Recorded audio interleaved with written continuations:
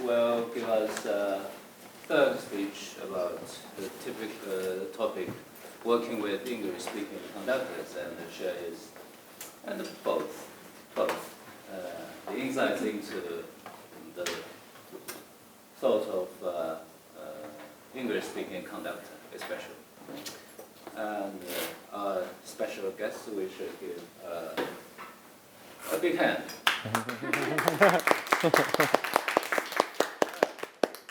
Enjoy your evening. Thank you. All right, so I'm happy that you all are here. Hope you've learned a lot the first two lectures, and hope we can have something new for you to talk about today. Very happy to be joined by Peter Solomon, Principal Horn of Shanghai Symphony Orchestra. We worked together at Shanghai Orchestra Academy previously, so I'm happy he agreed to come and can share his perspective as a musician, and I can share my perspective as a conductor, because maybe they don't equal the same thing all the time. So I'd like to ask a question real quick. So how many of you are instrumentalists, play instruments? Go ahead, raise your hand. 举手. Yeah? Any instrument. Doesn't have to be orchestral instrument, right? Okay. 4 or 5. Raise your hand if you're a singer. Any singers? Okay. What are the rest of you? You guys like musicology and music theory? Used to play. Okay, well, you're still an instrumentalist, right? Anybody play in the orchestra here? Yeah, good. We got one person. Good. Anybody conducting students? Well, that makes me a little sad. Okay, we got one, right? Conducting students. So this is going to be the typical things that I've found are the most helpful terms and words that almost all conductors use. Now, every conductor is different, and we all approach rehearsing and talking about music in different ways. So I'll try to share some different perspectives of the ways conductors approach working with ensembles, working with students, and I'm happy that Peter's here today so he can share kind of what it's like as an instrumental teacher, and also what it's like as a person on the other end of what the conductor says. Sometimes things conductors say are very helpful. Sometimes things conductors say are maybe not so helpful. And Peter can help us understand why that may be the case. So I'd like to start with a little discussion about these 3 words here. So we have symphony, philharmonic, and orchestra. Now, there's lots of groups that have these words in their name, right? But they don't exactly mean the same thing. New York Philharmonic, San Francisco Symphony, LA Philharmonic, Los Angeles, Royal Concertgebouw Orchestra, Shanghai Symphony Orchestra. Are you confused? And maybe this is a question you've never thought to ask yourself, but why are some groups just a philharmonic? Some are just a symphony, some are just an orchestra, and some are a symphony orchestra. It's an interesting question. Does anybody know the difference? Does anybody know what symphony means? What about philharmonic? Organization of the music lovers. Okay, so an organization of people that like music. That's spot on, right? What about orchestra? Just a few instruments get together. Okay, so if we all had instruments today, could we be an orchestra? So limit numbers. There's no limit.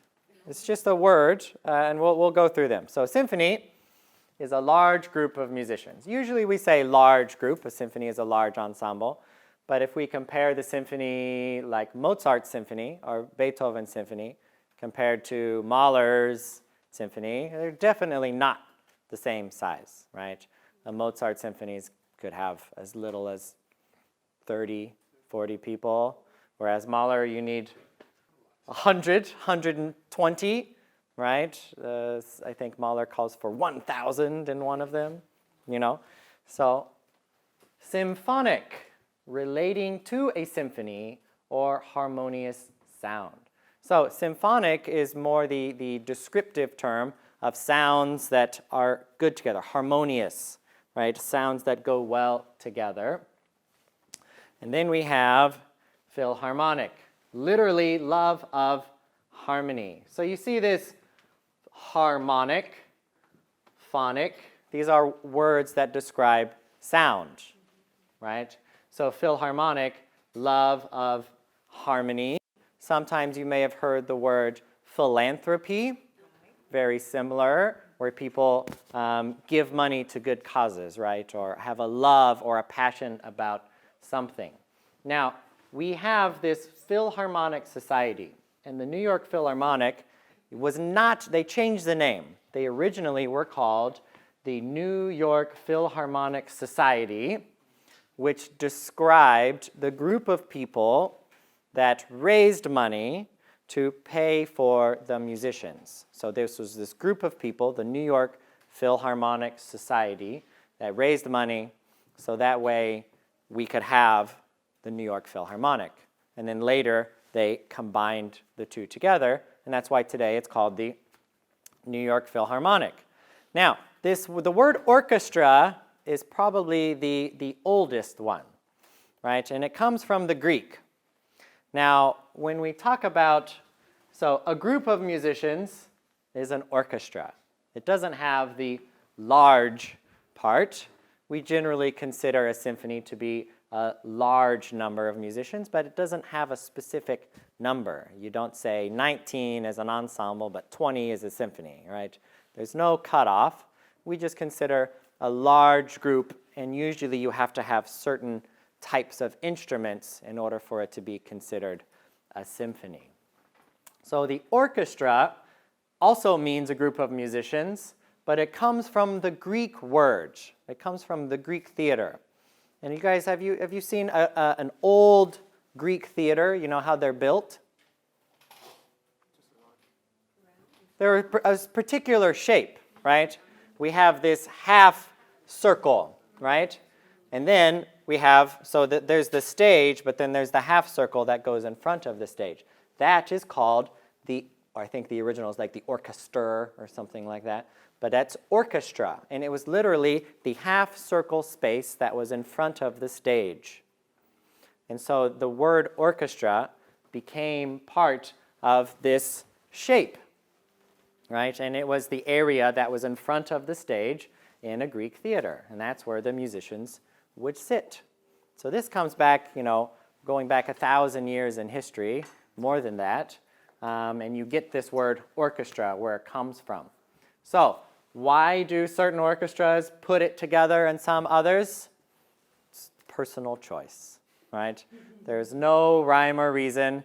The Shanghai Symphony Orchestra, you could say, is the Shanghai large group of musicians of a group of musicians, right? And that literally was what it would mean, but it could say a group of musicians that have a harmonious sound, right? So don't be confused. Some people mistranslate it, and they say that symphonic is an orchestra that has winds or something like that. That's not true, right? Symphonic just means sounds that go well together, right? Have you ever thought about these different words and how they go together? Sometimes. So you'll see lots of interesting names, especially Royal Concertgebouw Orchestra. I really thought that was interesting. I did a little research into this. Does anybody know why it's called the Royal Concertgebouw Orchestra? Very famous orchestra, probably one of the top 10 orchestras in the world. Anybody have an idea? So Concertgebouw is literally translation to concert hall. So it is the concert hall orchestra, the orchestra that lives in this concert hall that happened to be named royal by the queen of that country. So that's why it's called the Royal Concertgebouw, because the queen said, I'm going to give this a royal title, and that's how it came up with that name. New York Philharmonic, we've already explained. San Francisco Symphony, why do they not have the word orchestra in the name? I don't know. It's a good question. LA Philharmonic, I think it's very similar to New York. Shanghai Symphony Orchestra, they have all three, all two. We'll have to ask Yulong next time we see him. All right. So let's move on. Now, as you guys know, I always like to, here's some common terms. 2D, section, group, ensemble, passage. We'll talk about these more a little later. All right. So you guys know I always like to start with some music. Today, we're really going to look at some videos of different conductors and how they talk, the things that they say. Does it have an effect on the sound? We'll see. So I'm going to start with a video here. This is Leopold Stokowski. Stokowski, you got to have the Polish pronunciation, working on Barber's Adagio for strings. All right, this is quite a famous rehearsal video. I think it was early in the rehearsal process. They had not played it very much with him before, maybe the first time they played it. So it's interesting some of the things he says. So I want you to ask yourself, what is he saying? What language is he talking in? Right? And remember, even though Stokowski has like a European name, he was actually English. Right? He grew up in London, and then he immigrated to America and lived in America for the rest of his life. So interesting choice of language that he's using. And, you know, how is he talking to the musicians? I'll let you guys think about it. Sordino, strings, Sordino, tutti.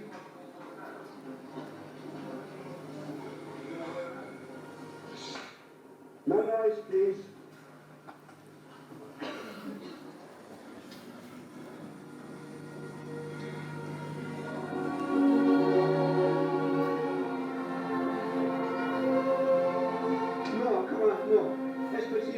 Più crescendo. Beginning. No crescendo.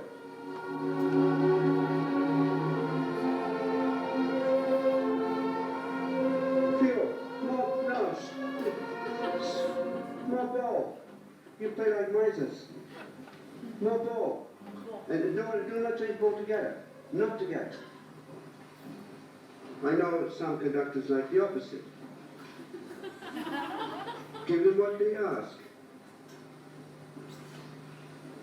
Give me what I ask, please.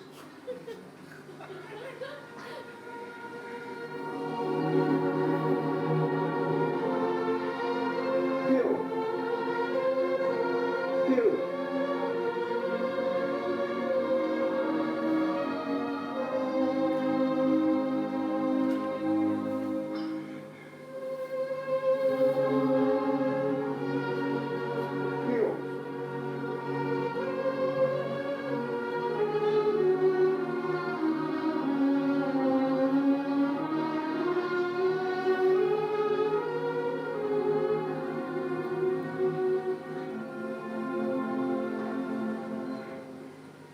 That's late. No, it's on the third beat. That's late. That bar, right where we are. 1, 2, 3. Two.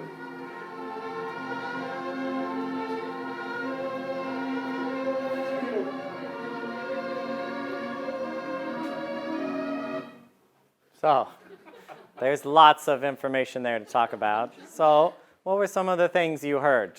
Some of the things that he said. What language was he talking in? Italian. Italian, right? He used Italian more often than he used English, right? What does più mean?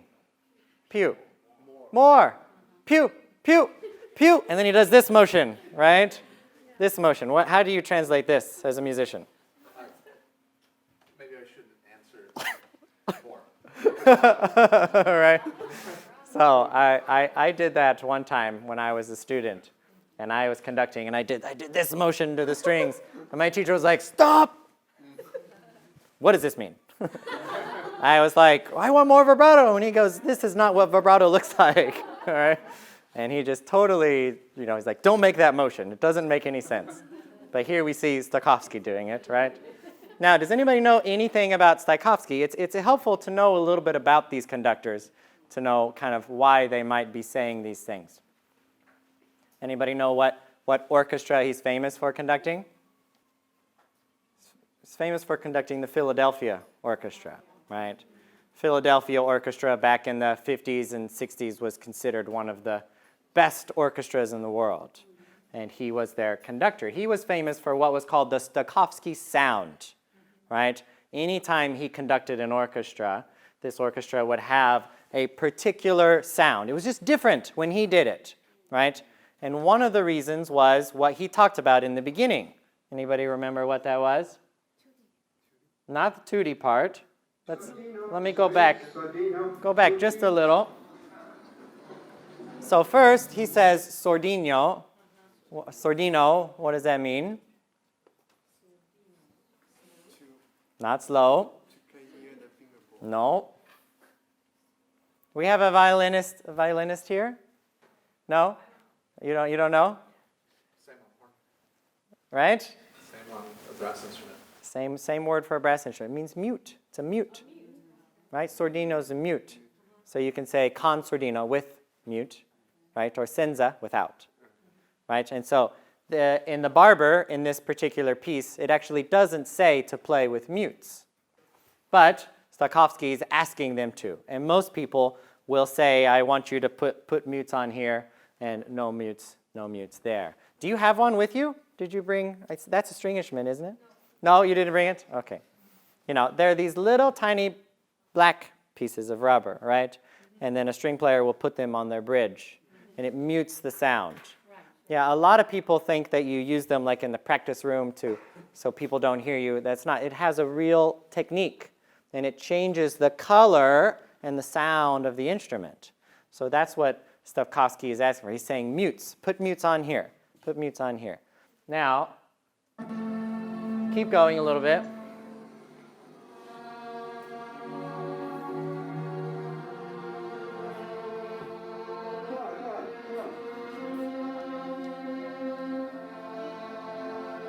Oh, wait, sorry, this was the second video. I wanted to go back to the first one.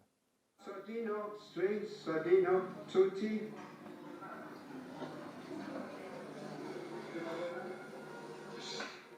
No noise, please.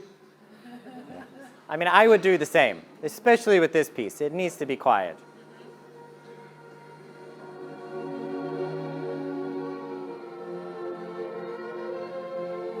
No, come on, no.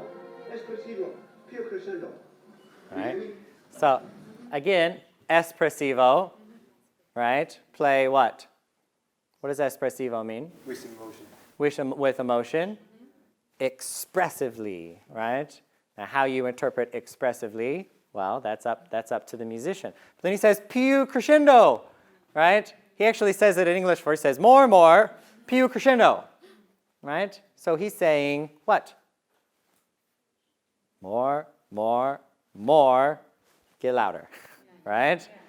So that's, sorry, I cleared it again. I guess I'm not, it won't let me pick the spot. So I won't stop it this time. I just want to go to the part about the bowing. No noise, please.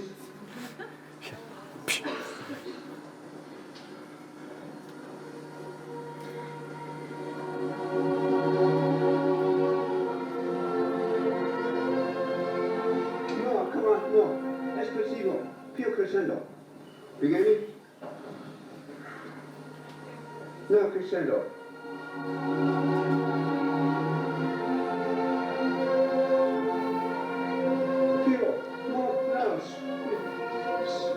No ball. You play like misers. No ball. And do not take all together. Not together. I know some conductors like the opposite. Give them what they ask. Give me what I ask, please. So that's the section I wanted to talk about. So first, he says, you play like mices, right? Which I don't think is proper English, right? I think he's trying to say misers. Misers? They're not giving enough both. That's Oh. Wait, I thought he said mices, like he's playing a. So you think he's saying he plays like misers? yeah. I couldn't tell. I was trying to guess. Yeah, I don't know. Because if they're not giving enough bow, they're saving their bow. Oh, okay. That's good. This is why it's nice to have extra ideas, because I totally, you're playing like mices. You're playing too soft. You're playing like little mice, right? That's the way I heard it, but it's the same meaning. But then he talks about what? And this is what he's famous for. Play with more bow, but what's special about the bow? Not change the bow together. Do not change the bow together, right? And, he is special. Most conductors want the orchestra to change the bow together. There's 2 reasons for this. Anybody know why it's important to have the string players change the bow in the same way? Because you can let the sound to have a connection. Okay, so all the players are doing the same thing, so it sounds the same, right? If a string player, if you do a down bow, but you do the same thing as an up bow, how is the sound going to change? We have our 1 string player here. What's the difference? It definitely sounds different. It definitely sounds different. A down bow is going to have what kind of sound? More heavy. Heavy, more heavy. It's the heavier part of the bow. It's also the strong part, right? Strongest part of our arm. Usually, if players aren't careful, when they do a down bow, they'll add an accent, right? The opposite, if you play with an up bow, it's much softer. You're in a much lighter part of the bow. You're also in a weaker part of your muscle groups, so it's much harder you have to really press down, right? So if, when string players play, they really have to think about what part of the bow that they're in, because it changes the sound dramatically. So if you do 2 up bows in a row, as opposed to 2 down bows in a row, it's going to sound totally different. Now, Stokowski is kind of the opposite of this. He says, do not change bows at the same time. Why do you think he would want that? Any guesses? Too dramatic? Not so much dramatic. He has a very specific thing that he wants, especially in a piece like this. Make it smooth. Make it very smooth, right? Make it very legato. And if everybody's changing their bow at the same time, then there's a chance that fraction of the second where you're changing your bow, that there could be space, right? Or there could be an actual sound of the bow changing. And so he doesn't want the bows changing at the same time to make it very smooth and crescendo. So if you are a conductor, you better have a very strong, powerful reputation before you go up to them and say, don't change bows at the same time, all right? He could get away with it because he's Stokowski, all right? If I got in front of Shanghai Symphony Orchestra and I said that, they would laugh me off the stage, all right? That comes with the territory. That's part of being a conductor. You got to know what you can do and what you can't, all right? Now, so this is an 8-minute video excerpt, but I didn't want to spend too much time on it. But there's a little clip at the very end that I thought was really funny. So I'm going to play it for you here.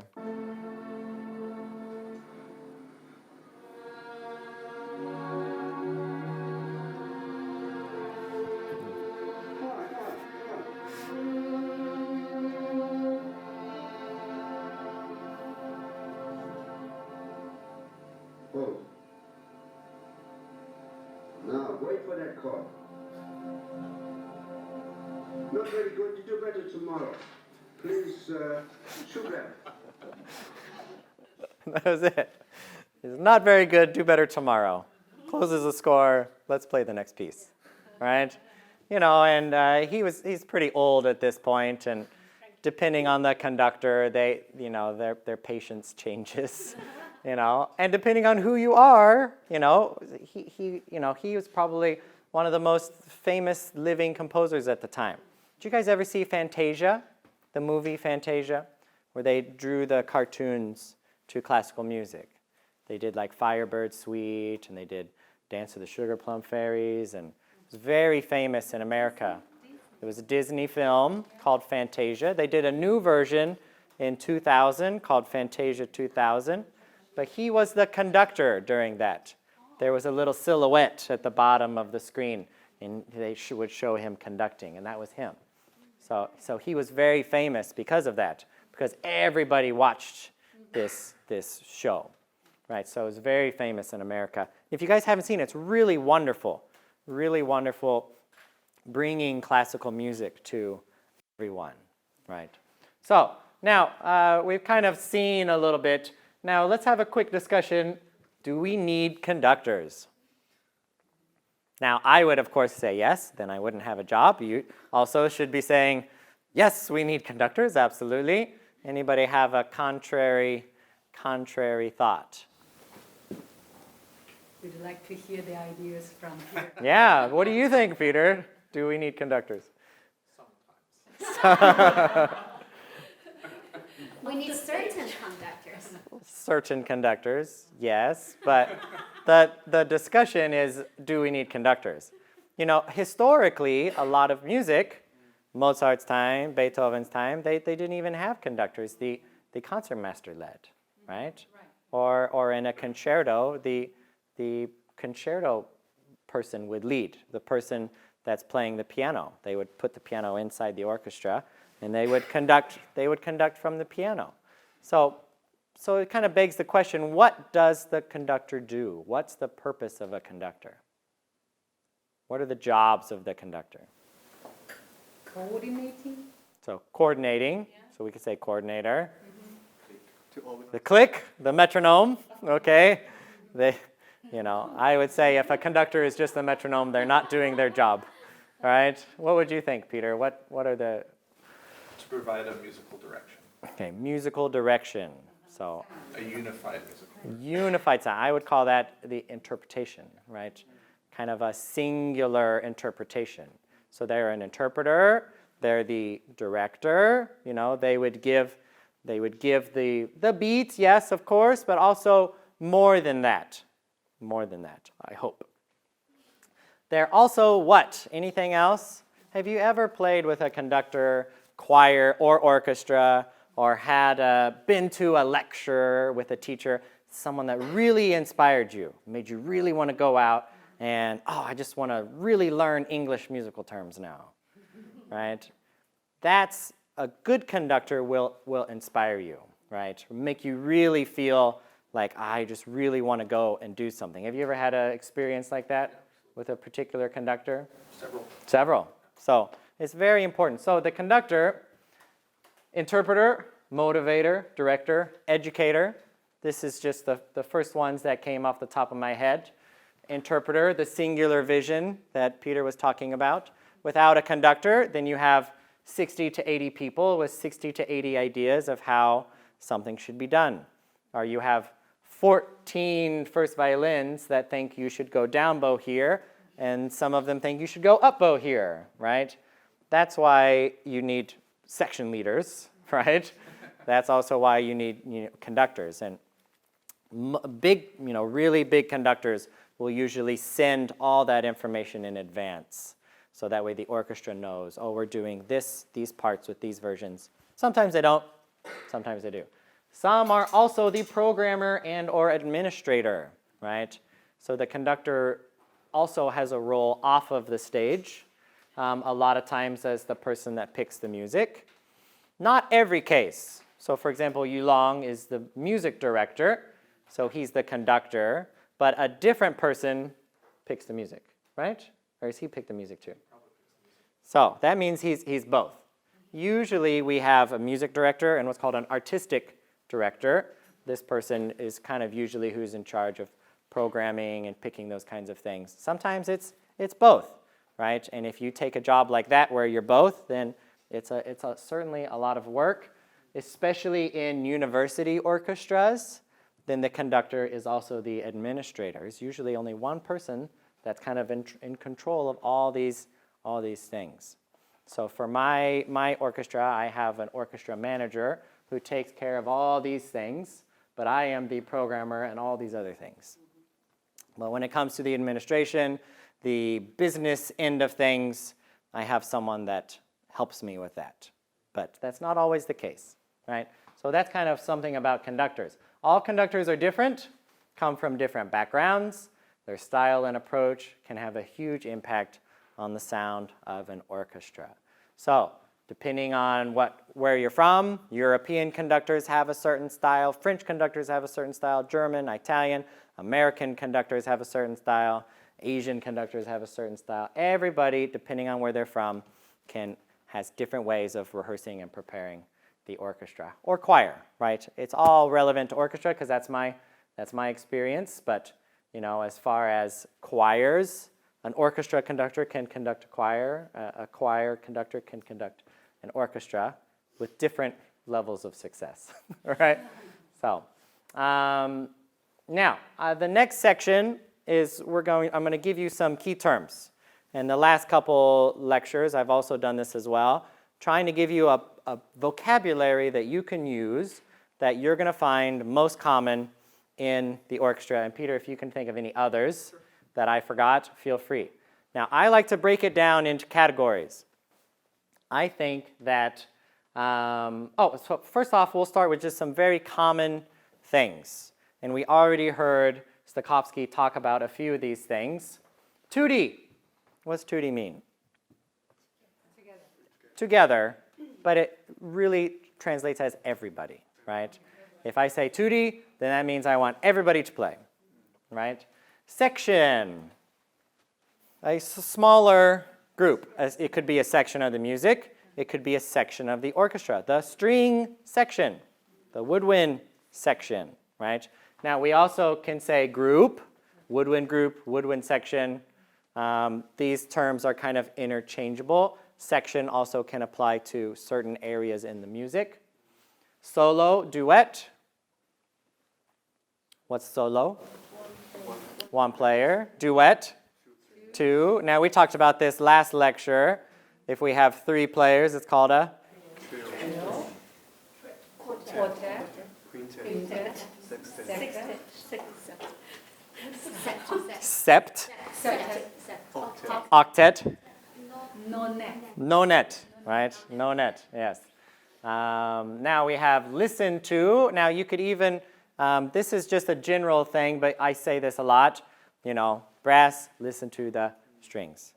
Listen to the melody. It just means that there's something I want you to hear that maybe you're not thinking about while you're playing. Now we do have some differences in British and American English. It's used interchangeably. I use both words pretty interchangeably, and I don't even realize I'm doing it. But bar is typically a British term. We say bar number. Bar literally just means the line, right? Where measure is the space between the lines, right? From here to here is one measure, whereas British count it by the bar. Bar 44, measure 44, same thing. Downbeat, upbeat. I think we've talked about this in the first lecture. Downbeat is what? The strong beat, right? The one that conductors go down for, right? Then we have the upbeat. The weak beat, but it's not necessarily the weak beat, right? Because in 4/4 it's strong, weak, but it's not considered the downbeat, right? And then we have somewhat strong, and then the weakest beat are the upbeat, right? The beat that goes up. Now, these are also 2 different, this is the American version, this is the British version. Pickup or anacrusis. So pickup is what? In America, it's something we drive, right? Pickup truck. Because I had a pickup truck. My first vehicle was a pickup truck, right? Measure, especially at the very beginning of the piece. Not pickup can apply to any part of the piece. So pickup, I would use it like this. I would say, please start at bar 34 with the pickup, is what I would say. With the pickup. What does that mean? Starting with the upbeat. So if I'm in 4/4, I'll go 1, 2, 3, and then everybody starts on beat 4, and then we move on to the downbeat. So these are really important terms when it comes to knowing where you are in the score, and conductors will say these words constantly because it's their job to make everybody know where we are in the music and where we're going to start, right? Beats can have numbers, beat 1, beat 2, beat 3, beat 4. We could say pickup or anacrusis. Rehearsal mark, what's the rehearsal mark? The letter on the score. So some scores will have big letters.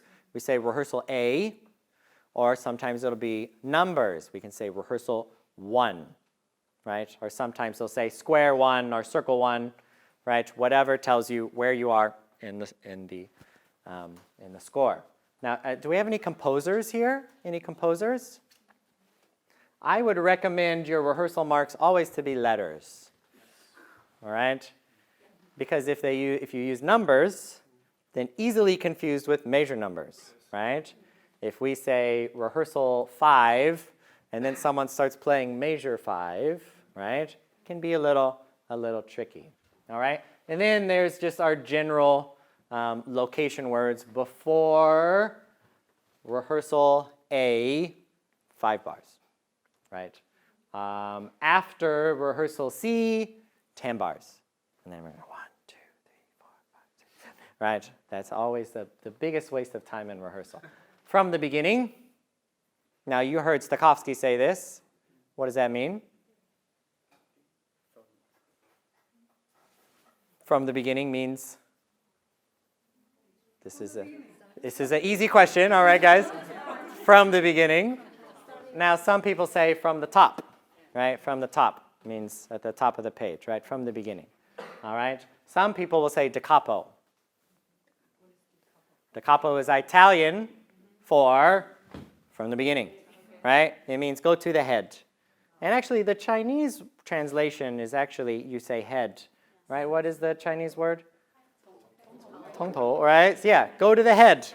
Go to the head. So, similar meaning. Now, run through. To play the whole From the beginning to the end? Play the whole piece from the beginning to the end. Now, here's a question for Peter. Yeah. How many conductors have you ever had on the first rehearsal get on the podium and say, okay, run through? We've had a few, So, not very many. right?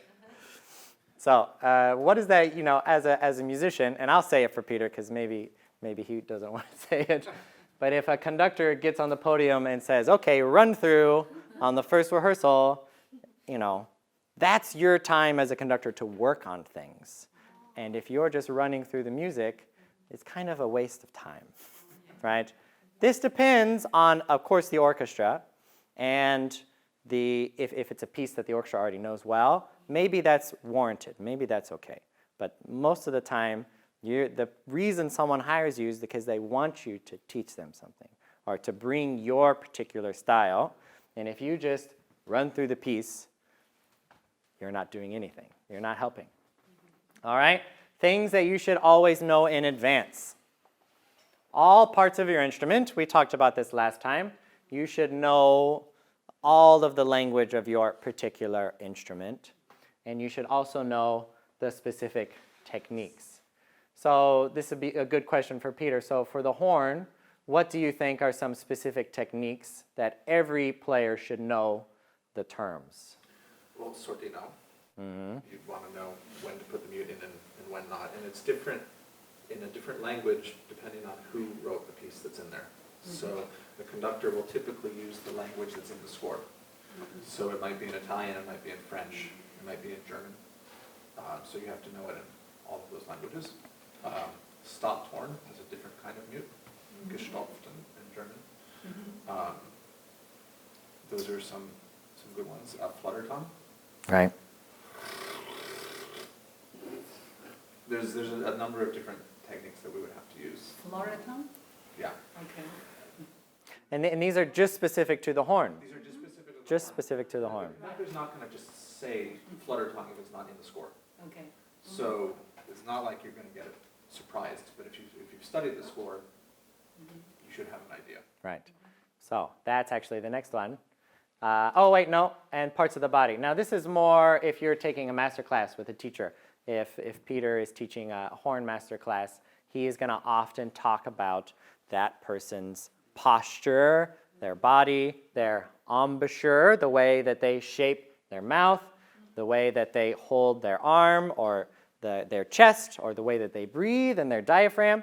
You should know all of these words. Chest, diaphragm, back, spine, hands, wrists, embouchure. Tense, right? Are you, as a string player, if you're tense and you're really pushing down on the neck of the violin hard, it's going to change the sound. Bent, you have to bend the arm in certain ways, or you need to straighten it, right? The way that you, right, have one hand here and one hand here and the horn. I mean, I'm not a horn player, so, right? He would have to teach me where to bend my arm, where to straighten it. These are all really important terms that every player should understand, all right? And then, okay, now we're going to get into, I'm going to give you a lot of words that are a little more specific. I'm going to start with the Italian. I think it's very important, or Italian, as you would say, right? That's kind of the American pronunciation, is that you should really know Italian well, because Italian is the most common language in the part, right? And even English composers now will still use Italian in most of their markings. They also will say it in English as well, but some of the most important ones, we already saw this one, più, more, meno, less, mosso, scemisa. Not slower. If you said meno mosso, that would mean slower. But mosso doesn't translate to slower. It translates to motion. Motion, right? More motion, less motion, right? So this is saying that the piece should, right, more motion, right? When Stokowski was saying più, he wanted more sound. But if the score says più mosso, he's wanting more motion. He wants the piece to speed up a little here. Issimo, we talked about last lecture as well. Means what? As much as possible, right? Now this is, we talked about, is the superlative. It's going to change based on the composer, right? An FF in Beethoven is different than an FF in Mahler, right? An FF in Beethoven means to really play as loud as you can with good sound, right? Would you say that that's accurate? But if you take that same thing, FF in Mahler, then it really just means louder than the F that was before. Because then later there will be an FFF. And I think in Symphony 1, he does 5 at some point. Well, we stand up, that's all. Yeah, right. So there's certain, Mahler writes a lot of directions in the score. Some of them is horns up, right, where he wants the player to actually lift their horn and play it up in the air, right? And a lot of, as a musician, do you like doing that? You like doing horns up? If it fits, yeah. If it fits. So it depends, and some of them do it just a little. Some of them really crank it up there. Especially, it's really weird in the clarinet when the clarinets do horns up. It's interesting. Now, dolce, you should know these. These are very commonly used. Dolce, not soft. Gentle or sweetly, espressivo. With emotion, expressively, a tempo. To go back to the Yeah, whatever the tempo was before. Morendo. disappear. To disappear, dying away, right? Cantabile, Like a singer. like a singer in a singing style. Leggero, not leggero, leggero. Now this is very common in string music. Sorry to pick on our string player. What's leggero mean? Swift and just like bounce. Not jumping, but swift and light. Very light sound, right? Very light sound. All right, and we have a Celerando. More speed. Go faster, right? Sempre. Now these kind of go together. Sempre, con, and senza. They're usually in front of something. Usually you will have sempre staccato, or sempre legato, or you'll have con sordino, or senza sordino. What does that mean? Yeah, so con means with, so whatever it's in front of, with mute. Senza, without. Sempre, always. Always. So composers don't like to put dots on every single note. Takes a long time to do that, especially in a computer. Click, dot, right? So we just put the word sempre, and then the musician knows you have to continually do that. All right? Vivo. So this one's a tricky one. I have to put it on here to trick you. So vivace means very fast, but vivo in this context, have you ever seen allegro vivo on a piece of music? Yeah? So is it saying fast, very, very fast? Briskly? Not briskly. Now, if vivo was by itself, then it would mean very fast, that you could say briskly. But if you had allegro vivo, this translates to very lively.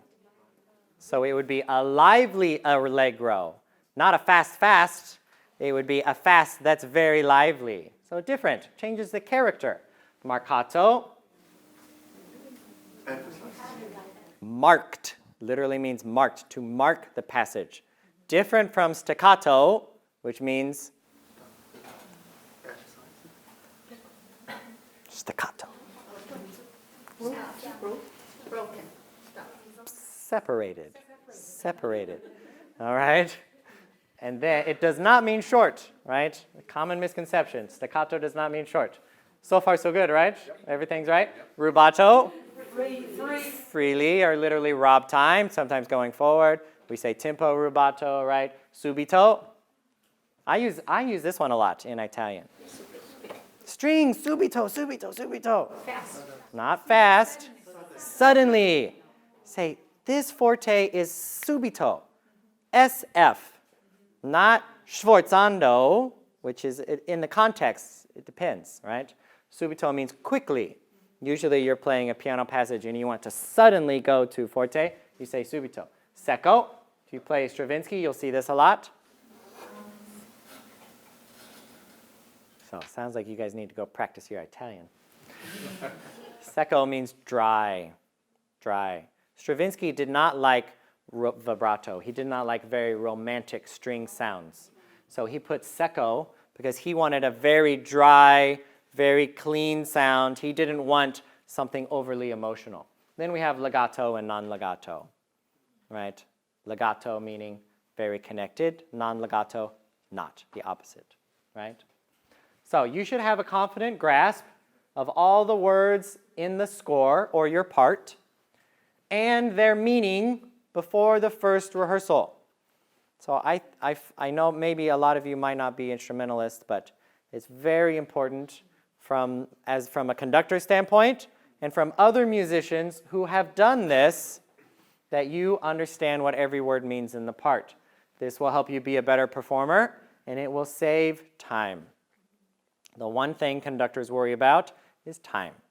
Usually, we do not have enough time, all right? So if everybody prepares their part in advance, I would hope everyone in SSO does, all right? Yes. Then it saves everyone's time, and it's a much better concert because people understand what's going on. Any questions about this?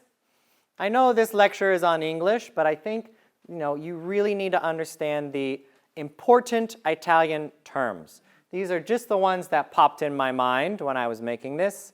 There are obviously more, but these are probably some of the most common ones. You have any more you would add? I don't know if I'd have any more to add, but with pew, Mm. a lot of times pew, people see it and then they start to play more. What if you have pew piano? Right. Più piano. Can you play more or less? Yeah, that's a common problem with students. Right. And it makes sense because più means more, so we always think louder, but it's saying more soft, right? And composers, Beethoven does this a lot. He will say F, then he'll say più F. And he'll say più F, meaning each time the F gets louder, the forte is louder. The opposite is true, più piano. It's a really good comment. All right, now let's talk about some English. Now I break these down into 3 terms, and I'll try to go through them a little quickly so we can have more time with our question and answer. I'm sure you guys dying to ask us lots of questions about what it's like to be a professional conductor and musician. So I do tempo, which is how fast or slow, right? I also talk about dynamics. Conductors talk about dynamics a lot, and conductors talk about expression, words that mean expression. So again, these are just the ones that I thought of while I was making this, things that I say often, but there is, of course, way more that you can't think of all at once. So tempo is the speed of the beat, but many terms conductors use also identify what character the beat should be in. So speed up, slow down. These are the ones that are the most obvious, right? You guys are too slow. You're too fast. You need to speed up. You need to slow down, right? Keep the tempo. What does that mean? Go on at the same speed. Keep it the same. Don't go faster, don't go slower. Keep it there. Keep the tempo, right? Drop, add. Now, this is going to be more common if you're working with student groups. Professionals tend to not do this. They have before, but most of the time they don't, right? Sometimes we will drop a beat. We could drop a beat. Maybe you see a quarter note and you only play it for 3 beats. That's called dropping a beat, right? Or the opposite could be true. You see a quarter note and you play for 5 beats. You're adding a beat, right? Strings, you're adding a beat here, right? With my high school orchestra, I say all the time, you're adding a beat. That quarter note's not long enough. You're adding a quarter note, right? These are things that you have to be going on. Now, dragging is probably the most used word. Yeah, dragging means what? Too slow. Too slow. And it literally means when you have something heavy and you're trying to pull it, right? You're dragging it. There's a common expression in English called dragging a dead horse, right? So it's like dragging a dead horse. Very heavy, very slow, right? And an orchestra is big. There's a lot of people in an orchestra. So sometimes it takes a lot of effort to get them to keep the tempo, and that's what we call dragging. Driving, the opposite, kind of going forward. Now, driving is not so negative. Motion, again, moving, relaxed on the back side. So we have what we call the beat, right? And we can have our sound and our rhythm can be slightly in front of the beat. It can be slightly behind the beat. If you are dragging or playing with motion, you're thinking in front of the beat. If you're relaxed, you're thinking behind the beat. And there are different circumstances in which these are appropriate. Now, sometimes you'll be behind the beat when you want to be in front of the beat, right? And so I'll say, you're behind the beat. You need to be in front. You need to be in front of the beat. All right? Pace, the rate at which we keep something going. Impetus, this is one of my favorites, but it's not used so often. Anybody? I like to say that Bach has a lot of impetus. And as a composer, impetus is very important. You have to understand the impetus of the music. Anybody have a guess what it is? This is actually a Latin word, but I just put it in English. Not push, but it's the potential of something to speed up or slow down, right? Bach, once it starts going, it doesn't want to stop. This is called the impetus, right? And once it starts slowing down, it's not going to speed up again, right? That's the impetus. It's the value of the energy to want to go faster or slow down, right? I think it's a very important concept, maybe a little hard to understand. All right, steady, keep it the same. Now rushing, the opposite of dragging. What's rushing? Too fast, right? If I'm walking and then all of a sudden I start doing this, that's rushing. I'm rushing the idea. On or before the beat, we talked about before the beat, right, would be similar to in front of. This is when we're talking about grace notes. We're talking about grace notes. Grace notes can be played on or before the beat, right? What's the difference? If you play on the beat, it will take the time of the beat. Right. So if you play it on the beat, that means the downbeat and the grace note happen at the same time. Ba-da-da-da. But if it's before the beat, ba-da, ba-da-da-da-da, ba-da, right? See how it happens right before the downbeat, right? That's pretty, it depends on the style, right? The style. If it's classical music, it's going to be on the beat. If it's romantic, it's generally after. That depends on the composer. Syncopated, intentionally off the beat. Early, late. We heard Stokowski say this. No, late. Beat 3. You're late. Taiwan la. All right? So, don't come in early. If you come in on beat 3, you need to come in on beat 3. My teacher used to always say, don't come in early, don't come in late, come in exactly when you're supposed to. All right? It's important. All right? Now, so that's tempo. Any questions about tempo? Any things you think you could add? Subdivide. Subdivide. Ooh, I didn't think about that one. So could you explain subdividing? If you have a series of, say, 4 quarter notes, instead of just going 1, 2, 3, 4 in your head, you would feel 1E and a 2E and a 3E and a 4E and a Shanghai, I think, right? Yeah. Subdivision. Yeah. Subdivision. Subdivision of the beat. So it's the idea that you have to break the beat into smaller units, so that way you can understand exactly where your rhythm falls. So in our American training system, I think it's similar in Europe as well, we say 1E and a is how you count 4 16th notes. 1E and a 2E and a 3E and a 4E and a 1E and a 2E and a 3E and a 4E and a, right? And you're always doing this in your mind, so that way you know exactly where the beat falls. In China, I've seen some different systems. I've seen this arrow system, or this kind of you got to feel it system. I don't know. It's a little confusing to me. Maybe you guys can explain it to me later. All right? So now we're going to move on to dynamics. How loud? All right? How loud or how quiet? Conductors use many methods to create expressive dynamics. So we can say horns. I did that because Peter's here. Match with the woodwinds. What does that mean? What does it mean to match? To sound go. What's that?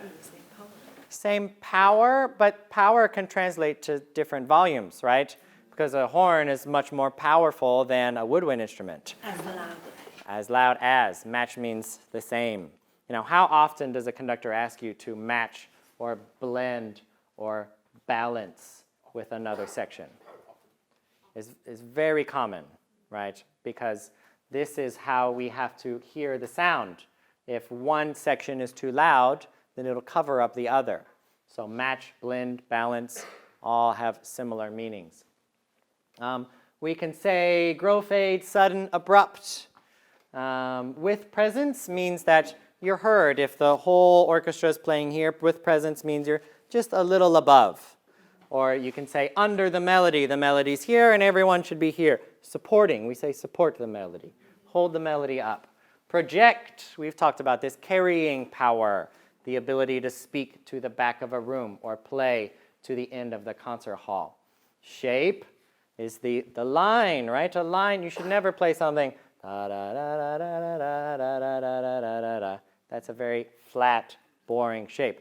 Dee da da da dee dee dum. That gives the music shape, right? We have to give the music shape. Strings, make sure you are balanced. Keep the line in the English horn solo, right? I'm doing Dvorak 9 right now with one of my orchestras, and the English horn takes too many breaks, right? Now, I'm going to go a little faster. I'm talking a little longer than I had anticipated, so I'm going to go a little faster so we can get to some videos, right? Now, expression, these are words we've already learned in Italian. These are basically different English versions. Sweetly, same as dolce. Singing, cantabile, expressive, espressivo. Brilliant, with a very bright color. Short, long. Sometimes I say these notes need to be shorter. These notes need to be longer. Marked, marcato. Hammered, martale is the Italian term. Space, put space between the notes. Listen to the color of the blend with the color of the bassoons here, something like that. Now, breathe and breath, I think these are really important. Good orchestras And you have to tell me if you think this is wrong. Good orchestras breathe together, right? String players. Especially the string players, right? Now, as a woodwind or a brass player, you have to breathe because we use our wind to play the instrument. But string players, they don't think about it in the same way because they don't have to do that, right? That doesn't mean that they can't breathe, right? So strings should breathe. Have you ever had a conductor ask you that? Yeah, so I think that's quite common. All right, passionate, heroically, soloistic. This should sound like, so when we play with a group, we play differently than when we play by ourselves. Any questions about this? I'm going a little fast because I want to get to this next video. All right. Now, this is one of a very famous video from Bernstein's Young People's Concerts. Now, how many of you guys know who Bernstein was, Leonard Bernstein?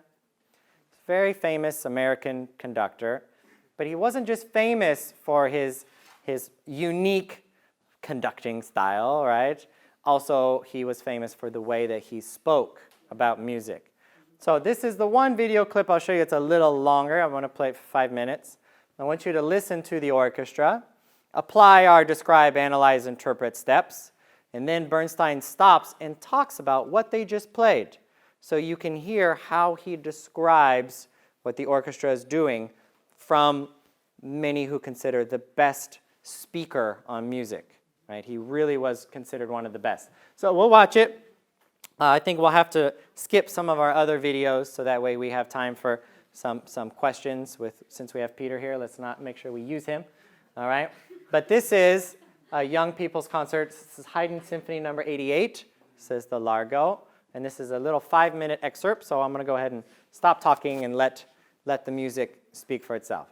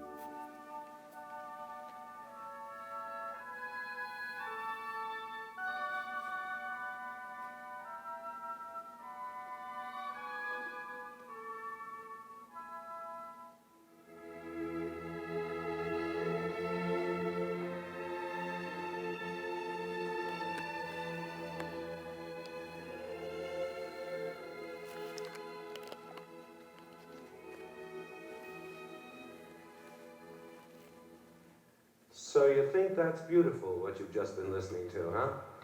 Rich, luscious, expressive orchestral playing, full of emotion, great arching phrases, singing silken strings, throbbing oboes and flutes, mighty brass and drums. You find it beautiful? Well, I've got news for you. It isn't.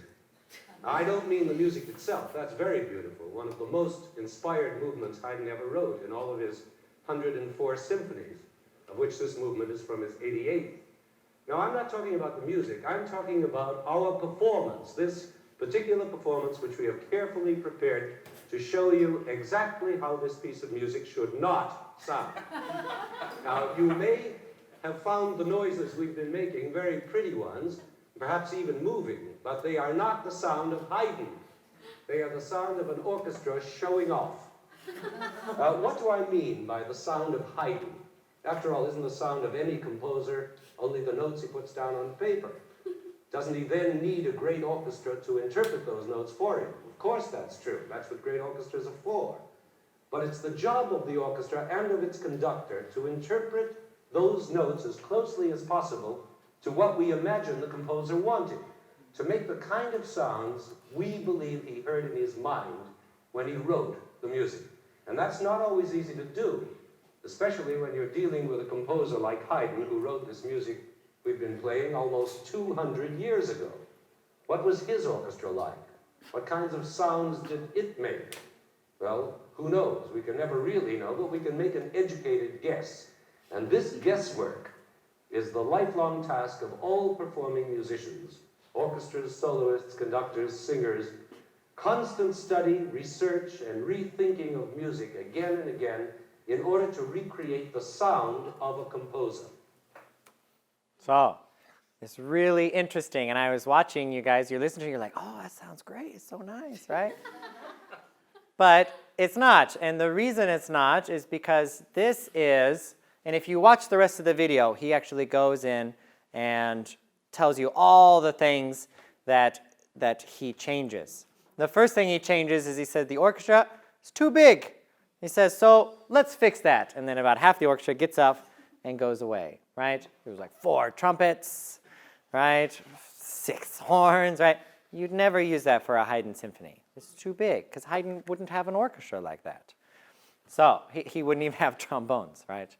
So that's the idea of what he's talking about. But the real meat of what he said, the way that he described it, is this here. So you think that's beautiful, what you've just been listening to, huh? Rich, luscious, expressive orchestral playing. All things we talked about in our last lecture, last 2. Full of emotion, great arching phrases, singing silken strings, right? Like that alliteration, right? Throbbing oboes and flutes. You know, Bernstein was the best. He knew how to say things. Mighty brass and drums. You find it beautiful? Well, I've got news for you. It isn't. Now, why is this not beautiful? What orchestra do you think these kinds of things, what style period would you find these kinds of things? And it would be beautiful. Romantic. Romantic period, right? The Romantic period is full of this kind of stylistic playing. But in Haydn, it doesn't have a place. The vibratos were too big, the crescendos were too big, the glissandos. And if we go back and listen to it again, you would notice, da-dee-dum, da-dee-dum, right? You would never do that in a Haydn piece. So that's exactly what he's talking about, why it's not beautiful. And I find it so impressive to me that the audience, right, are students from local schools that he would bring in to listen to the New York Philharmonic play. And this would be the content, right? So I think it just really blows my mind. They didn't as an artist, we never sacrifice our artistry. Doesn't matter what age you are presenting to. Always be an artist. All right? Any questions about this? I think it's a really wonderful thought the way that he approaches it. If we had more time, we could go through and we could break it down. But if you go to YouTube, you can find the whole video. Right? It's about 45 minutes long. It's quite good. Now, I want to give you one more example. Now, this is Karjan, I don't think I ever say it right. Karjan, right? With the Berlin Philharmonic. And this is Schumann Symphony number 4. And this is a shorter clip. Now, keep in mind, these conductors know that they're being recorded, right? And Karjan was very, very interested in his image, right? So it's probably a little prepared. Absolutely, it's prepared, right? But it illustrates a really good point. Now, if he would say these kinds of things in an actual rehearsal, right, maybe, maybe not. But this video is really interesting, and you can see a totally different perspective on how conductors say things. Now, he's speaking in German, but we do have English subtitles on the bottom, so hopefully you guys can keep up. So, das ist die letzte Probe vor der Grammophonaufnahme, die wir morgen machen. You guys see it okay? Darf ich noch einmal die Stellen durchgehen, die also besonders wichtig für die Atmosphäre des Stücks sind? Können wir bei denen machen?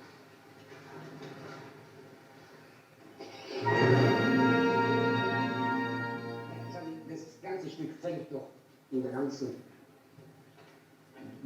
Atmosphäre, im Beginn, doch langsam, schwer an. Deswegen sollte der erste Anfang nicht zum Akzent kommen, sondern lassen Sie sich Zeit. Spüren Sie, bis die Kontrabässe anfangen. Und dann den Akzent langsam hereindrücken und nicht hinschlagen. Bitte. Warten Sie es ab. Atmen Sie lang. Different sound. Wenn es da ist, sollte wirklich es.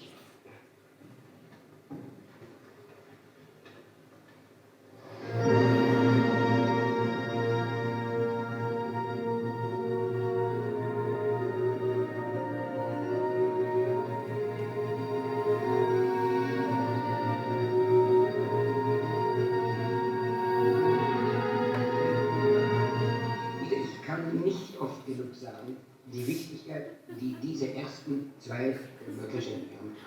Deswegen tun Sie nicht den Ton rasch hinbringen, sondern bereiten Sie ihn vor. Und dann nicht einen neben den anderen setzen, sondern die zwei verbinden. Bitte, kann ich nur dieses kleine Detail haben?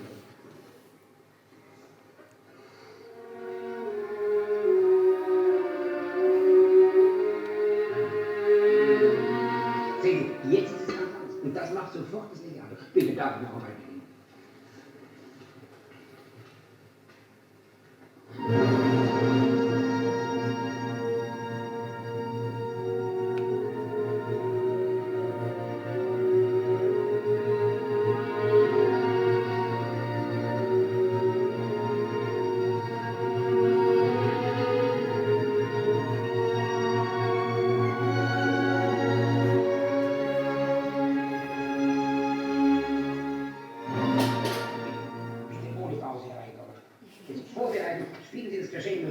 Bis zum letzten Moment und dann wieder in den nächsten Akzent. Und bringen Sie mir bitte so weit wie möglich heraus, dass Sie das genaue Gegenteil von dem sind, was wir hier haben. Hier ist das Gedrückte, das Lastende und Sie sind ganz entspannt und leicht. Es bleibt 3 Sekunden helles Licht.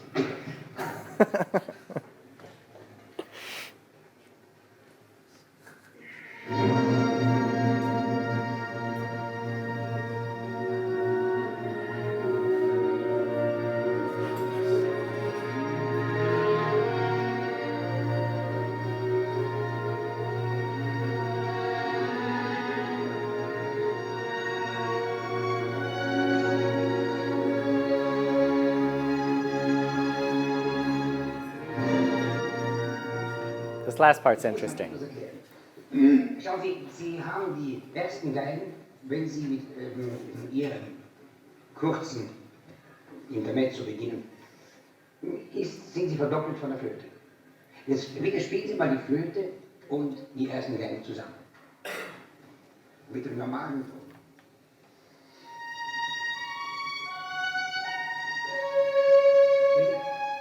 deswegen haben Sie keinen Kontakt, Sie hören die Flöte nicht.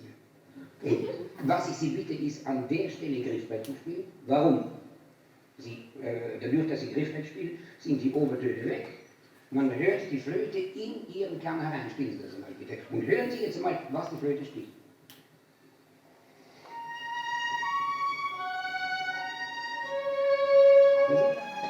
Jetzt ist eine. Und bitte, wenn diese Stelle kommt, hören Sie sich zuerst herein, denn die Flöte hält den Klang so auf, wie wir ihn brauchen. Und nicht mit dem Bogen draufdrücken, sondern ganz locker spielen. Dann kriegen wir diese völligen Kontraste. Bitte. So, it's some interesting things that he talks about. Now, I tell you that this is probably rehearsed. He probably told them, and he's saying more than he would actually say in a rehearsal. You know, and the reason is that conductors, and I'm sure Peter can attest, that our job is not to tell the performer how to play their instrument, right? And conductors that try to tell now, it's different. If you're working with a professional orchestra, I don't think I would say, play this more on the fingerboard, it takes the harmonics out of the sound. I would assume that the violins in Shanghai Symphony Orchestra know that if they play on the fingerboard, it's going to change the sound, right? And if I say that, it makes them think that I don't think that they know what they're doing, right? And that's not so nice. Now, you probably could say, please play it more over the fingerboard. That would be acceptable, yeah? But I wouldn't go into the description of why, right? Because if I told Peter, mute the horn here and make sure you finger it a half step higher because it changes the pitch of the, I don't think Peter would like that, because Peter knows what's going to happen to the horn when he stops it, right?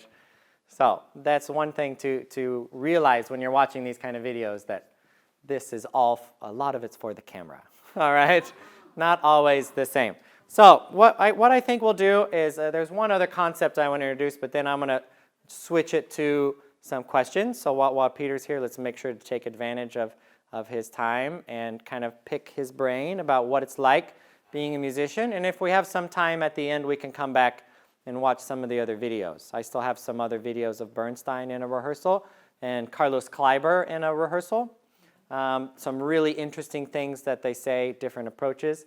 One thing that I just want to talk about is a lot of conductors will use metaphors and descriptive language. Some conductors are very direct. The Stokowski. Louder, softer, start here, go. Very fast, always got to be ready, right? That's his style. Some conductors are a lot more general in what they say. They don't tell you how to create a certain sound. They just say, I want it to sound like this, and then it's your job to create that sound, right? What would you say is more common, the more direct conductor or the more metaphorical, descriptive? Probably more direct, but it really depends. Right. So I think it really depends on the person. So often use language to compare music and musical sounds to something else, right? Usually we use the word like, which makes it a simile, right? Some little basic English grammar here. The violins should play this like an irregular heartbeat in this section. I think this was when we were doing Mahler 6, right? Or Mahler 9, right? It's supposed to sound like an irregular heartbeat because Mahler was dying at the time, right? And so he wrote his bad, right? He wrote his bad heartbeat into the piece. At least that's what Yap told us. All right? So a metaphor is basically the same thing. It can be a little more subtle, right? The music should follow the line of an irregular heartbeat. Not so direct, but you're basically saying the same thing. I want it to sound like this. The difference between a metaphor and a simile is simply the word like, right? Sound like a bird, right? When we talked about the Messiaen. And Messiaen even said in his score, sound like a bird. Make it sound like a bird, right? So that's something important to know. That's the higher level English, and that's the more difficult part of being an orchestral musician. And you're not going to, as a non-native English speaker, that's going to be harder for you because you're going to have to know a much larger vocabulary, and you're going to then have to find ways to connect it with sound. right? I can teach you a lot of musical terms, but if a conductor comes in and says, make it sound like a fat German drinking a beer on the beach, right? Then it's up to us to picture a German drinking a beer on the beach and then turning that into sound. It's difficult, right? But that's important. No matter what they say, it's the performer's job to create the sound based on the description. So it's just part of being, sometimes it works very effectively. Sometimes it doesn't. Have you, I'm sure you've experienced times where the things conductors say make a lot of sense, helps everybody have a unified sound in their mind. Sometimes maybe it's the opposite effect. It just depends. Depends on the orchestra, depends on the conductor.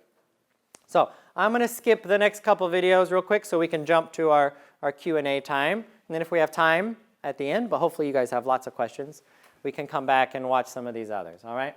So here's Fledermaus, and then here's Bernstein doing Rite of Spring. All right, this is a very famous video as well. I got 3 little clips from that. Now, let's jump to make sure we have time.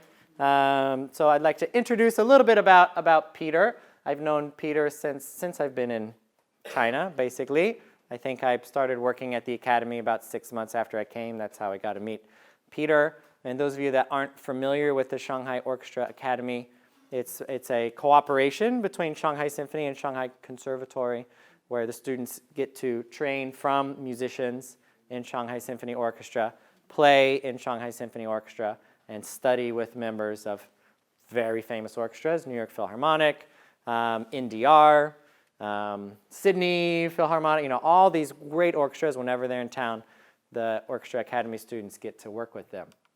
A little background about Peter.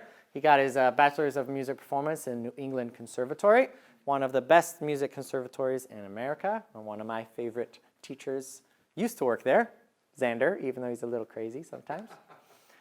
He's the principal horn of Shanghai Symphony Orchestra. Been here for, 8 years, right? 8 years. Faculty Shanghai Orchestra Academy. Before coming to Shanghai, he lived in Seoul, or not Seoul, South Korea, right? Daegu.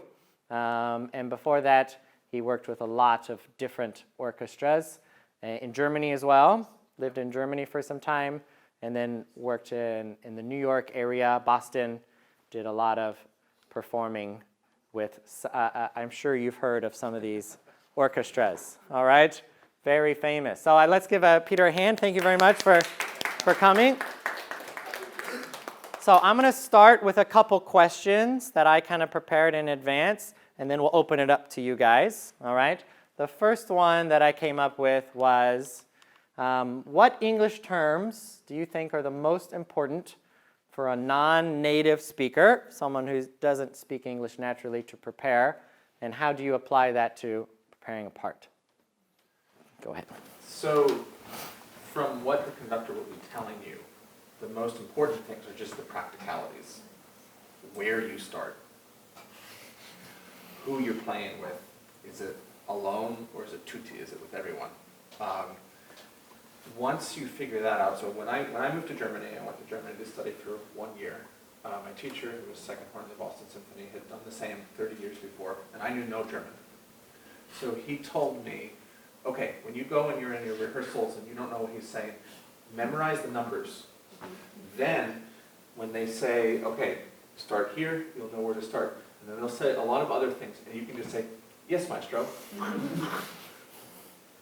And just try to play anyways. And that gives you enough time actually to then check in with your colleague and say, what did he say? Which you have to do actually even in your native language. So if a conductor is rehearsing SSO in English, I don't always hear them. So I might do the same thing. But the practicalities are the most important. Then, of course, knowing the terms in your part, like Alex was saying. You really should have the part translated before you come to the rehearsal. If there's a direction in the part, say bells up or muted or anything, you can have anything, and the conductor has to stop and tell us what that means. They will not be very happy, and that's in any language. So those, I think, would be the most Yeah. important. I think that's important. I think I've watched a couple SSO rehearsals where the SOA students sat in, and the conductor did that, and they didn't know, and they got yelled at in front of everyone. It's not a good thing. All right, question number 2. All right, what kind of terms and language do you expect to hear from conductors as a musician in an orchestra? So kind of what we talked about before. Yeah, I mean, it really does depend on who's standing there. A lot of it is just practical, where you stand, and things like that. And a lot of it is in Italian or German, mostly Italian. Because they won't always say shorter. They'll say more staccato, which is blending the languages. They tend not to use German as much, even if it's in the score direction. They'll typically say crescendo. It'll be Italian. There are some conductors who get very descriptive. So when I was a student at Aspen, Michael Stern conducted us in, I think it was Rachmaninoff Symphonic Dances. It was a Russian piece. And he told us to play like borscht, which is a Russian, actually there's a Shanghai version, but the Russian tomato beet soup with some beef inside. Yeah, and so, I mean, what does that mean? I don't know. But somehow it worked because Michael's a good conductor. So it really does just depend. Wow, interesting. Yeah, not quite the German period, Right. but it's close. Yeah, the reason I said that is because I was guest conducting a symphony in California one time, and we were doing Tchaikovsky 3, and I was the waltz in the second or third movement, and I said, I just want it to sound like a German drinking a beer and walking around and dancing. And it worked. It just totally changed the sound, and it worked. So I was like, okay, I'll take it. Okay, question 3. What would be your advice for students in China that want to pursue international careers? So you've had a lot of international experience. What do you think? I mean, as much as you can, familiarizing yourself with the system in that country that you want to go to. Every country does things differently. From the audition process, which is completely different in every country, to the application process, to the rehearsal process. So in America, we tend to have more concerts and less rehearsal time because there's more of a financial pressure. We don't get any government funding. So they want to make as much ticket money as possible, so the rehearsals are very quick. In Asia, there tend to be more rehearsals and fewer concerts. Just sort of depends on where you're going. So if you want to work in a specific country, it's a good idea to find out how they do things, what kind of stylistic things you might expect. The German horn sound is different than the American horn sound. So if I'm going to try to work in Germany, I may not necessarily switch instruments, but I'm at least going to get an idea of what the German style and sound is before I go. Yeah, it's really interesting. Especially if you're working, if you know a particular conductor is coming, then it's like if you work with Jaap van Zweden, the current conductor of New York Phil, conducts SSO quite a lot. So when he comes, I'm sure the musicians have a particular way that they prepare that's different than if it's going to be a concert with Yu Long or a different conductor. So different things to think about. So these were just the questions that came to my mind. I'd like to open it up to you guys. If you have any questions, feel free to jump in. You can ask, Peter's here, so be sure to ask him anything you want.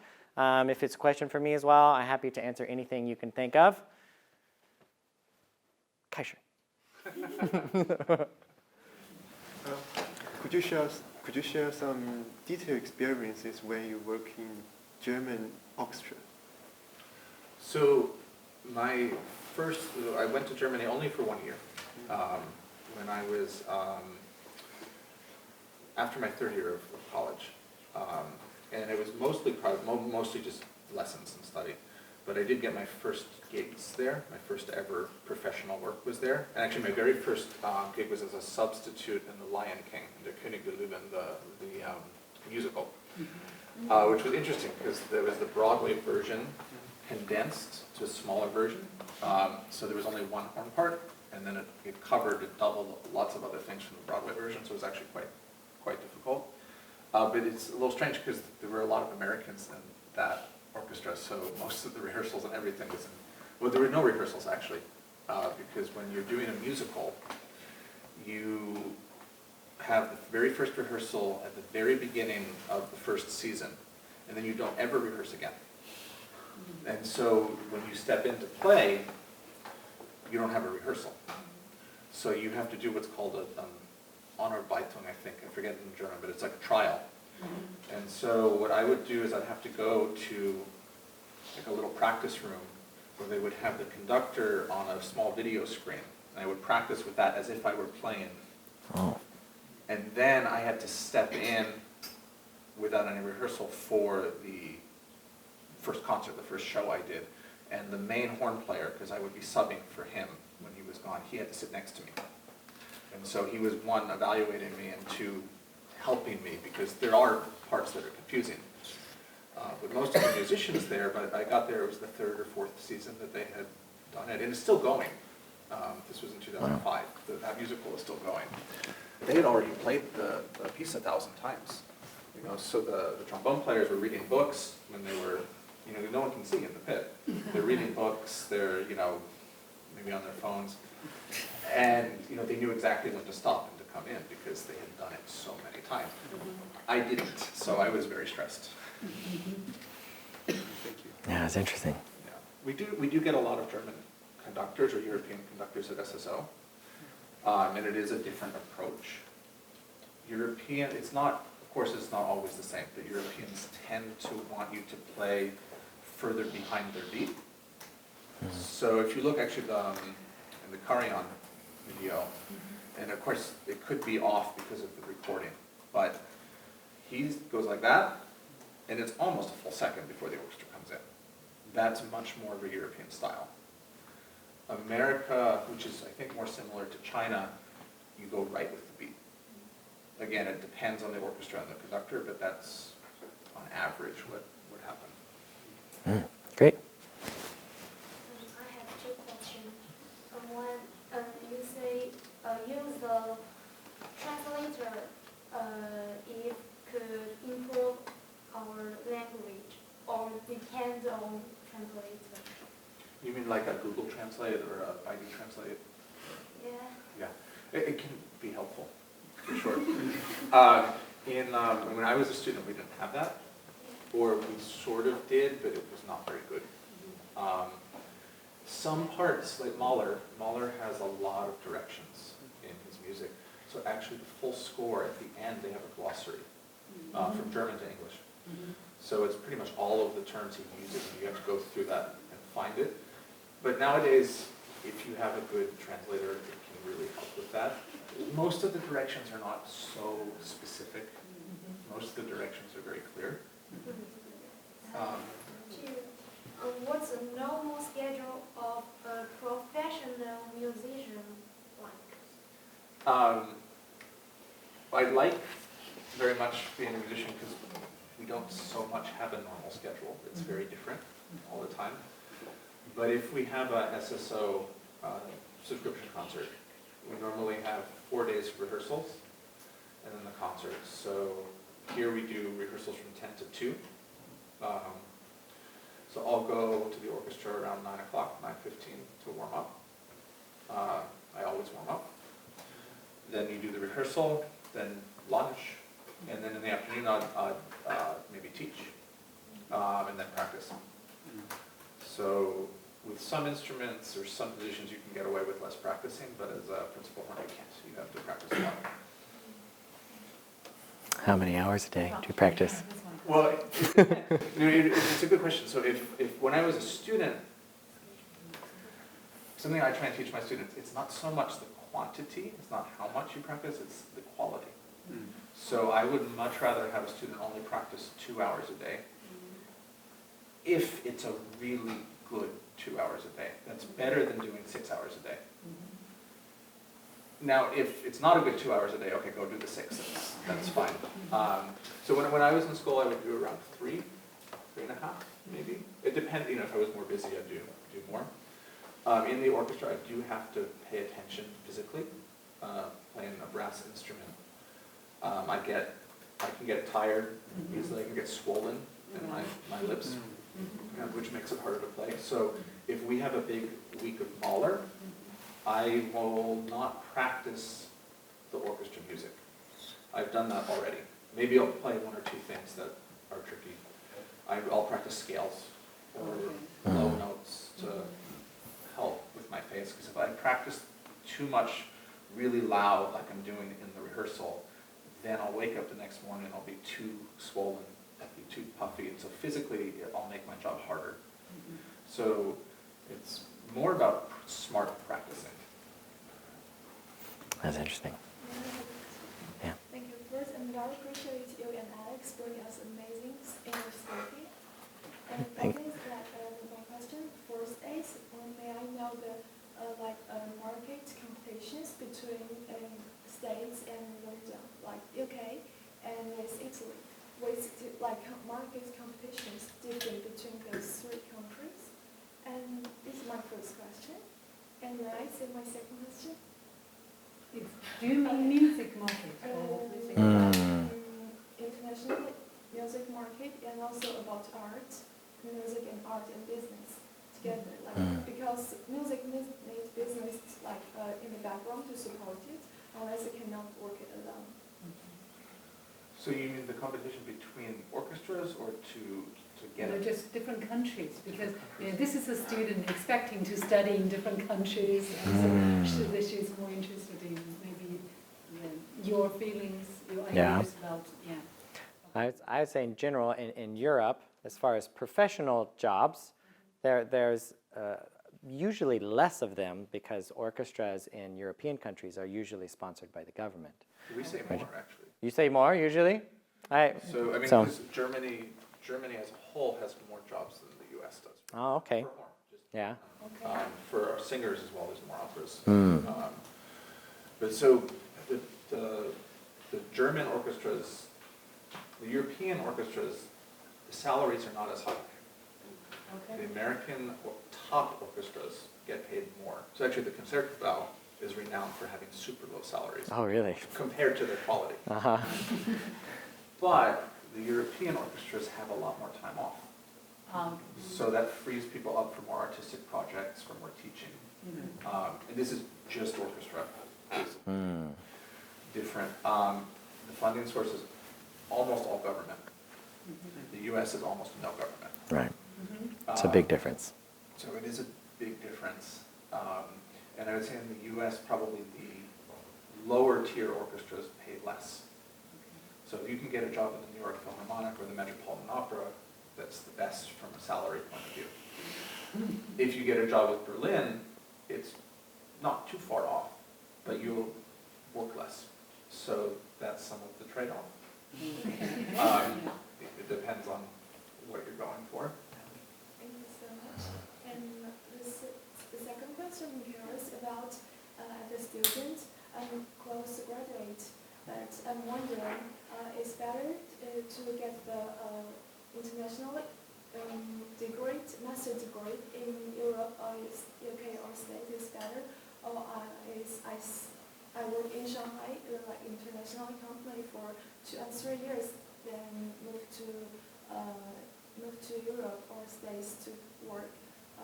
The background about work is very strong, but what's the advice you want to give to our students? Have a very strong background about companies, or you have a very good education degree? That one's hard to answer. Yeah. It really depends on the specifics. Yes, but how about you can tell us, depends on different situation and what we can do. So for performing in an orchestra, I would say the most important place to get a degree is where the teacher's the best. And that may mean not going to a school that's as famous if you know there's a really good teacher somewhere. The other thing is, where do you want to end up? So if I wanted to work in a German orchestra, I would go get a degree in Germany because I'll be more familiar with the style. That doesn't mean I can't. So like Noah, the concertmaster in Berlin, he's American trained, I believe. But no, he spent some time in Germany. Anyways, you can go back and forth. You can be American trained and win a job in Germany. You can be Chinese trained and win a job in America. But generally speaking, if you want to be in a certain place, it's better to train in that place just because it opens up connections and style. But I think that's second to where will you develop the best as an artist. Yeah. It's amazing. I think it's part of my education too, is that I made the deliberate decision, even though I really loved all the schools I went to, I didn't go to the same one for my master's, and I didn't go to the same one for my doctorate, because I wanted to study with different teachers. So I could get, and every teacher I learned very different things from. I have things that I really learned from, this teacher really taught me technique, this teacher really taught me interpretation, this teacher really taught me, you know, about understanding the score and these kind of things. So for me, I did all my training in America, but I did it all over the US, right? So for me, getting variety as well. Now, it may be different if I had a teacher that I really fell in love with and I just wanted to spend 10 years with them, right? Because that's how long it takes to get a doctorate, then I might have. But my advice was always to try and go to different places so that you can learn from a variety of styles, as long as it's a good teacher, you know. One of my teachers at NEC, the second one in Boston, he had a rule that no student was allowed to study with him for more than 2 years. Okay. Because he said there's too many good teachers in Boston at NEC. I don't want you for 4 years. You need to go learn with someone else. So you were only allowed in his studio for 2 years. Yeah. It's good to get variety. Yeah. I appreciate your advice about advice. It's like really great. Thank you. No problem. Shy guy. Yeah. Do you have a favorite conductor you were working with, and why? So if I answer from just about the musical experience, because there's some other things since then that happened that should make it a little different. I'm just going to answer about the musical experience when I've been there. My two favorites would be James Levine and Charles Dutoit. The reason, I think, is because they work so much with color. I really love when a conductor gets different colors from an orchestra. They work a lot in that way.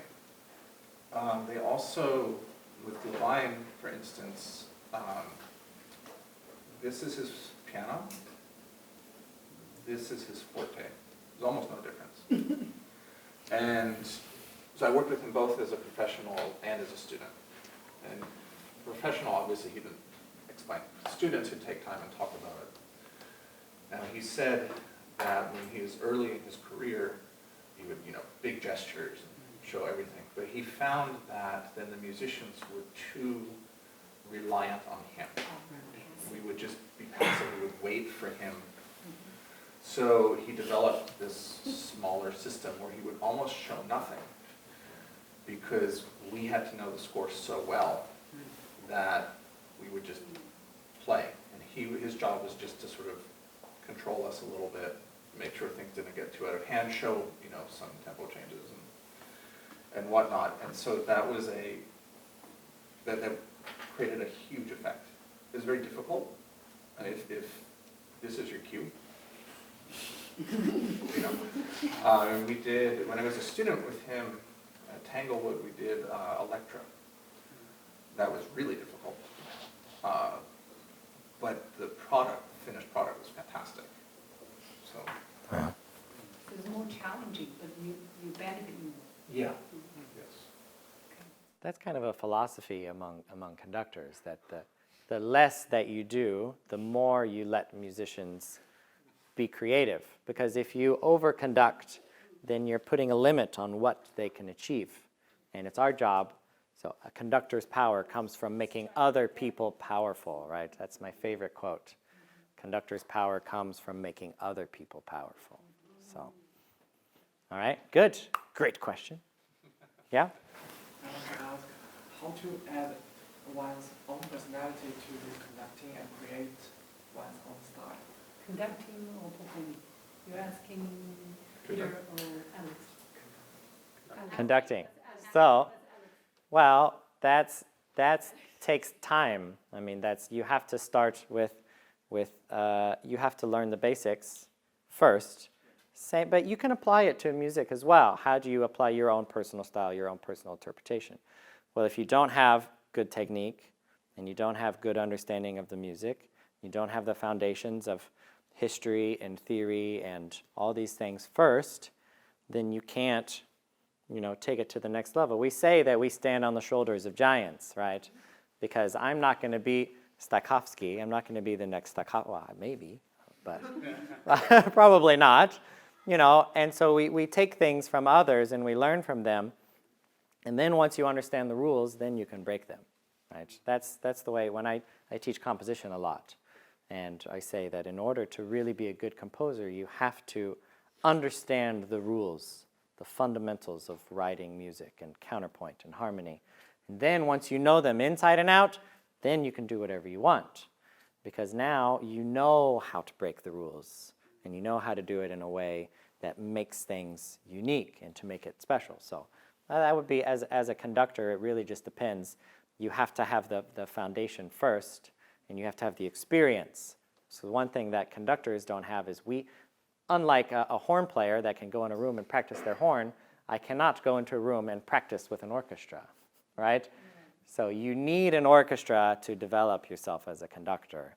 It's very difficult without, so it takes time, right? That's foundation, time, and practice. So, good question, though. Do you have anything to add? No, I mean, that's great. Anything else? Any other questions? Yeah? I have a question. Everybody knows in contemporary music there are many strange techniques and different complicated elements. As a performers, what do you think about them? And could you share some piece for horn solo? No, that's a good question. So one of the things we say to each other is be careful what you show a composer because they may use it.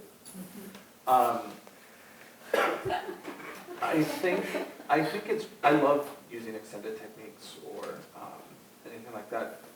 What I think will frustrate performers is when the composer's just writing without really taking into account the instrument.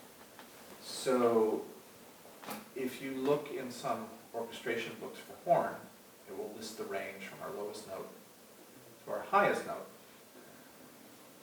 But that doesn't mean you can just go boom, boom, right? And I've played a lot of music that does that. If that's your intention, if you want to make it sound a certain way, you can do that. But most of the time when I've had to do that, the composer isn't taking that into account. So there's lots of extended techniques you can use, and if you spent the time to work with a performer to understand what they can do and what they can't do, or even what's challenging. I mean, I love playing things that are challenging, but it has to make sense. Then that's really great. But if it's done without really taking the instrument into consideration, then that's not as good. And horn in particular is a very challenging instrument to write for. So oftentimes we get ignored in contemporary music because the composer doesn't want to take the risk of dealing with the instrument. My favorite more modern composer, I wouldn't say contemporary because he's passed away, but is Ligeti for horn. He really knew what he was doing for horn. And his techniques are extremely difficult, but they are playable. So he wrote a horn trio based on the Brahms. Actually, I think I did the China premiere several years ago at SSO. So one of the more famous chamber music pieces for horn is the Brahms trio for horn, piano, violin. Ligeti wrote like an homage to that. And then later in his life, probably around 2000, give or take, he wrote a concerto for horn, which I would love to play sometime, but it's very difficult. And it also involves a solo quartet of natural horns in the orchestra, so horns without valves. in addition to the soloist who plays both valved and natural horn. And that's a really fantastic piece. So, yeah, study Ligeti for sure if you want to see what modern composers are doing. And then in historical times, Strauss and Mahler. Strauss and Mahler wrote very challenging things for horn. Strauss's father was a horn player, though. So everything he wrote is doable. It's just can be hard. Yeah, great question. You mentioned about the good. I have another question for the conductor. Alex. The Getty has a piece called in French atmosphere. I want to know what will conductor do when you read music score, because and I know this piece is divided the string section into many voices. So Yeah, well, I don't know that particular piece, but anytime conductors get contemporary pieces, yeah, the score is always very interesting. All right, and a lot of times they're you know, contemporary or current composers are kind of in many ways doing away with some of the old standard techniques of everything goes in a measure and has a beat. A lot of people like Ligeti will just put timings in their music. They'll just say, you're going to make these sounds for 10 seconds. Then there'll be a line there, right? So the biggest part from conducting a piece like that is how do you organize it? Or first, the conductor has to have the whole picture of the sound, right? How do you put all these things together? If you have the VC, you know, between six string players, right? Then you need to know how you're going to separate it. Typically, we do it by stand, right? We can say, okay, you're going to do stand 1 does the top note, stand 2 does the 3, 4, 5 all the way back. Or if the VC is more simple, you can do outside and inside, right? But basically, you have to know in advance. That's part of the preparation. How are you going to assign notes to players? Because when players get their part, they're seeing a small section of everything. And so if you get pieces that are really complicated, usually you will give instructions with them, right, where you will write out, these people are going to take this. Did you ever get like instructions from conductors on really pieces like that? Yeah. I mean, especially with contemporary pieces, conductors will go through them in advance, say, these, I want people to do this in this section or this in this section. There's one piece in particular called 3 Pieces for Henri Marteau. Is that a Ligeti piece? I don't remember. But it requires 2 conductors, right? Because you have 2 orchestras that are performing at the same, right? Very complex things. And so basically you have to understand the composer first, what the composer is doing, how they're breaking the score apart. Some composers will leave detailed instructions, some don't. And they expect, and that's part of the experience, right? John Cage's descriptions are kind of famously hard to understand sometimes. So when you're doing a John Cage piece and you read the instructions, you know, you have to figure out what he means. And sometimes you don't get that information from the score. Sometimes you have to go and read autobiographies about John Cage, which I've done, right? To understand silence. I just taught that in a class the other day. So it's really important that you really, as a conductor, there's so much extra information that comes into understanding a piece, especially when it comes to contemporary music or new music. There's a lot of things you have to consider. So be careful when you program those kinds of pieces because they take more time than you expect, almost always, right? I hope that answered your question. It's kind of hard to say specifically. Great questions. Anybody else? I think we're out of time, but if we have another one, maybe we could squeak it in. Anybody else? Yeah? What do you feel when you're playing Mahler's piece in the orchestra? I love Mahler. Mahler. It's the best for horn. So we're supposed to, so for 2021, it's a Mahler anniversary. I don't know which anniversary, but we're supposed to, between the end of this season and the beginning of next season, do all of the Mahler symphonies. So I'm very happy. But I don't know with the pandemic if we will. So there's this season we're supposed to do 1, 4, 5, and 6.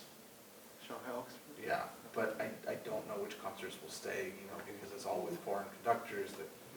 So I hope that we can do all of those. All right. Well, I think with that, it certainly has been my pleasure to be here 3 times to come and speak with you guys. I hope you guys learned something, gained something out of it. And thank you very much, Peter, for joining us today. All right. And with that, I think we'll close it off. One more. Okay, thank you for your presentation.